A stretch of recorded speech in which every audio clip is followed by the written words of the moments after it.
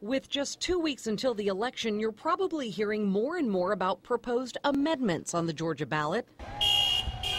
Specifically, Amendment 2, supported widely by those who work in emergency medicine. They say Georgia has 17 hospitals that have trauma centers.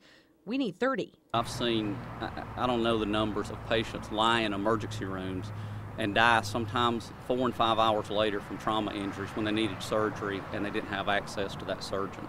And it's uncalled for. No patient should ever die in an emergency room hours later from trauma. So supporters want a $10 fee added to the cost of car tax. With an estimated 8 million drivers, that would be $80 million a year, specifically earmarked to upgrade Georgia's trauma care network. Critics say the last thing taxpayers need now in this economy is another tax.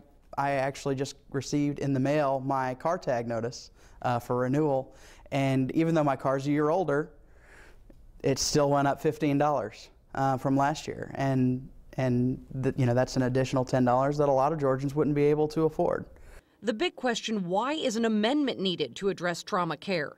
Remember the recently enacted super speeder law? If you're caught going 20 miles or more over the speed limit, your fine skyrockets. That extra money is supposed to be set aside for trauma. But the revenue is a lot lower than expected. And under current state law, it cannot specifically be earmarked for trauma. It first goes into the general fund. And this funding is dedicated. It's in a lockbox. It cannot be touched by an elected official to move to balance the general fund or for special project. It goes to trauma. Critics maintain that if in fact trauma centers are so needed, the private sector is better suited and quicker at determining where and how to get them up and running, minus all the government red tape.